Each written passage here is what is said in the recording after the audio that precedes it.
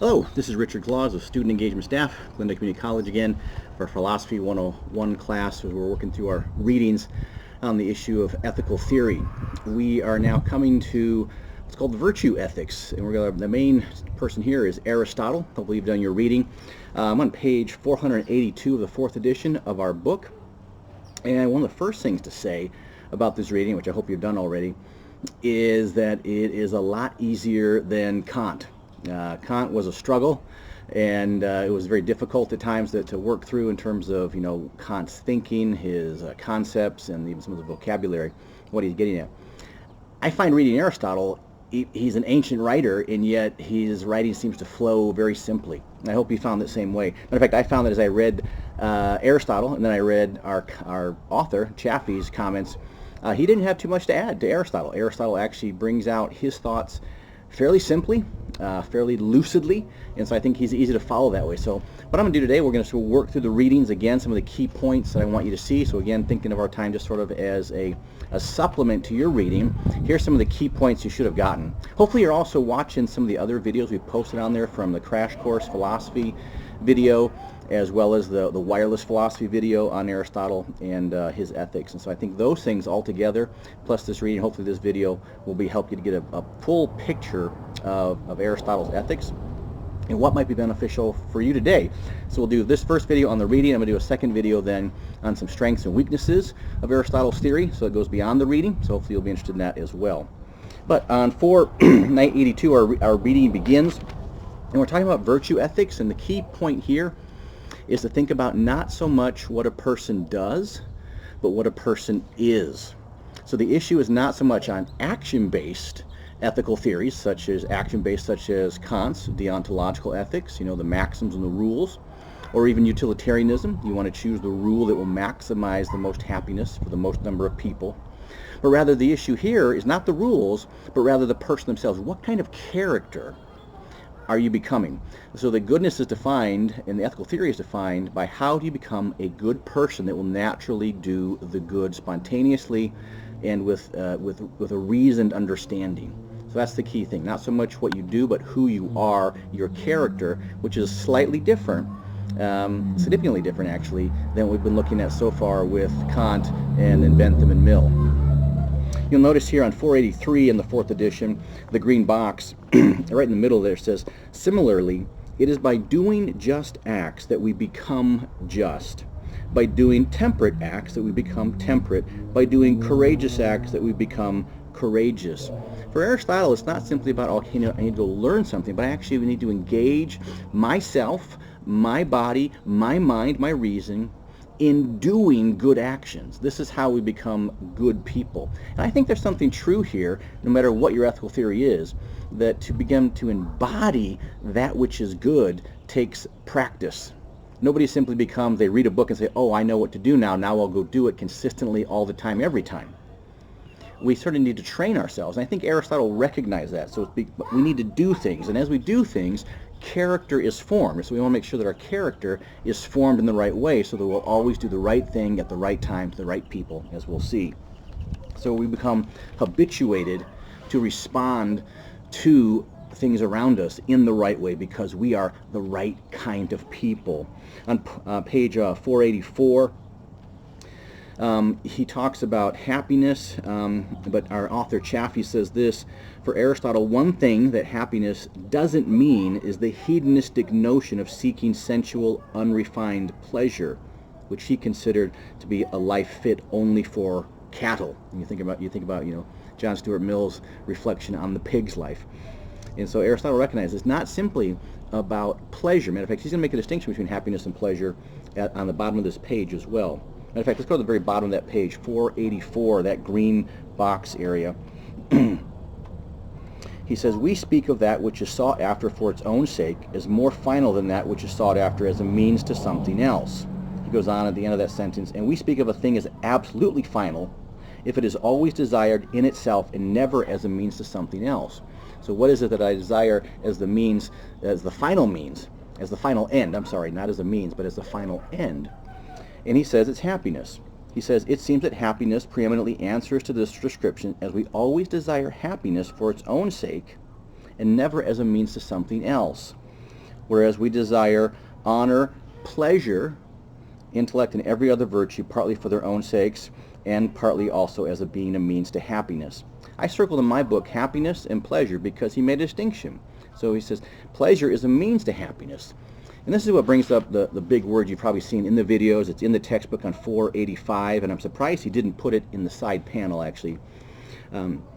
Eudaimonia, which is many times translated simply as happiness, but a better translation would be in terms of well-being, the well-ordered life that's been based upon reason and sort of has sort of a balance to it. So we translate it as happiness, but many times in our conception of happiness, it's transitory, right? If I have a Snickers bar, I'm happy, and all of a sudden somebody steals my Snickers bar, then I'm not happy. Eudaimonia is something deeper, more permanent, something we have to work toward. Intriguing on page 485 as well, our author, in the very center of the page, in the boldface type and also in the side panel, he mentions this word teleological. He says, this view of the universe is known as teleological, a philosophical perspective in which all things are understood in terms of their unique end, purpose, or goal. Hence, the good has been well defined as that which all things aim. And then in the next paragraph, our author says this, the natural principle that derives the teleology of the universe is entelechy. Entelechy is another key word. A principle that reveals that all events according to a natural design, that all events occur according to a natural design. This is what's intriguing because this is key. This is part of Aristotle's bigger philosophical program, that we can base our ethics off the nature, the essence of what it is to be human. And he's going to talk about humans as a rational animal. We're an animal, but we're a rational animal. We're something more than just an animal. We have reason, and we can discern from that there's a certain essence and a certain purpose. Everything has a purpose. Now, the question here that our author doesn't raise, but I think would be interesting for you to think about, is what happens when you all of a sudden have a philosophical system that doesn't have teleology in it, that doesn't have purpose in it. For example, think about 1859, Charles Darwin, The Origin of Species. Many people recognize that his thought form and everything flowing from that scientifically recognize there's not a purpose or a teleology inherent in nature, but rather we're the result of sort of an accidental or random accumulation of genetic variation over time. So if you don't have that purposeful nature, can you have his ethics? That's a question to consider along the way. At the bottom of the page, we'll continue on. 485, he mentions two distinct categories of virtues, the intellectual and the moral. We can think that's fairly obvious, or what he's getting at. Wisdom, knowledge, rationality, clarity of understanding, our cognitive intelligence. These are obviously intellectual virtues you should have. But the moral virtues are different, as our author mentions on 486. And these would include being temperate or just, courageous, compassionate, generous, friendly, and truthful. And Aristotle believes, according to PHI, that moral virtues are mainly developed through consistent and ongoing practice. And that's a key point. I think there's something key here that we do recognize, that these things are not natural to us. We actually need to practice them if we want them to become ingrained in us. As any sports figure knows, if I want to have that emotion ingrained in my body and in sort of the muscle memory, I need to practice over and over and over again. And so Aristotle would recognize the same thing, and that we have to look to moral examples or moral exemplars, those who we recognize, oh, that's the moral person, that's the person that's living consistently the virtuous life. I should watch them and then sort of follow their life and then model my life upon theirs. As always, watch when our author Dr. Chaffee mentions serious questions. He asks what precisely is meant by moral virtues such as compassion, courage, and honesty, and how do we motivate people? Anytime our author brings up questions, he's probably pointing to an area where philosophers have maybe recognized potential weaknesses in the ethical theory. Well, you can say these things, but what does that mean, and how do we define them, and what are the boundaries of those kinds of things? On page 487 in the green box there from Aristotle, another big piece, look at the second paragraph. But actions in accordance with virtue are not, for example, justly or temperately performed merely because they are in themselves just or temperate. And I was going to say something interesting. It is necessary that the agent, that's us performing the action, at the time of performing them should satisfy certain conditions. So here we're going to, anytime a philosopher lays out conditions, you want to listen to his list. That is, in the first place, that he should know what he is doing? Do you know what you're doing, or do you simply stumble into doing the right thing? Secondly, that he should deliberately choose to do it and do it for its own sake. So he knows it, but then he also says, I self-consciously am going to do it for the goodness sake. And thirdly, that he should do it as an instance of a settled and immutable moral state, basically a settled character. It should come from a character of goodness. So he's given us 3 conditions, and Chaffee goes on to list them down later on the page. You need to know it, deliberately choose, and a settled character or immutable, unchangeable moral state. Anytime an author gives you a list or a criteria, you need to ask yourself, is it necessary and sufficient? What do I mean by that? Necessary conditions. Are these necessary? Let's say I had 4 conditions. I listed out Aristotle's first 3, and then I added a 4th, and I said, and you have to always be wearing blue jeans when you perform moral action. Somebody would say, wait a second, that's not necessary. You added that to the list, but we don't need that. It's not a necessary condition because I can do all sorts of moral acts meeting the first 3 criteria and be in a swimsuit. I can be in shorts. Somebody can be in a dress. We can do all sorts of things. So it's not a necessary condition to add a 4th condition, such as always be wearing blue jeans. So that's necessary. Are these sufficient? Is the list here? For example, let's say you have a group of people, they want to play basketball. They say, okay, we've got a court, we've got people for the team, we've got 5 people on each team, we actually have a hoop, because it's no fun to play without the hoop, got the backboard, and somebody says, okay, we're ready to play, but somebody says, wait a second, yeah, all these things are necessary, the people, the court, the hoop, but one thing's missing, it's not sufficient yet, we don't have a basketball. And so you can have a number of pieces that are necessary, but maybe you don't have all the pieces, so they're not sufficient. And so the question to ask with Aristotle's list, is it necessary? Is each one of these necessary? And are these 3 sufficient? Do you need more? So that's just a thing to think about anytime you see an author raise up criteria like that. Necessary and sufficient conditions often come up in philosophy. You should be aware of those terms. At the bottom of the page, you'll see the golden mean mentioned there. This was also mentioned in the videos as well. And think of golden mean, and he's going to use the word mean a lot. Think of that as middle. What's the middle? There are vices of excess and vices of deficiency.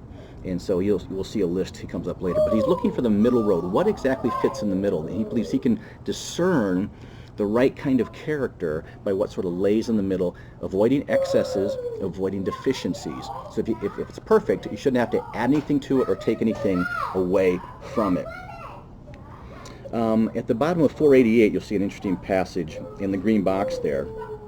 He says, sort of toward the end or late, just after the middle, but to experience these emotions, and I underline these, at the right times and on the right occasions, and towards the right persons, and for the right cause and the right manner, is the mean, or that middle, or the supreme good which is characteristic of virtue. That's a lot of rights, right? He has right times, right occasions, right persons, right causes, right manner. And you can begin to see what he's getting at. If you think about any ethical action that you want to try to do, in terms of maybe truth-telling, I want to make sure it's done at the right time, the right occasion, the right person I'm speaking the truth to, the right causes, the right manner. And so there's a lot to get right in terms of ethics. And so, of course, for Aristotle, he believes that reason is the way that we're going to get at understanding these things. If we understand the human as a rational animal, understand his essence, we start watching these things, watching our moral exemplars, we'll be able to do this.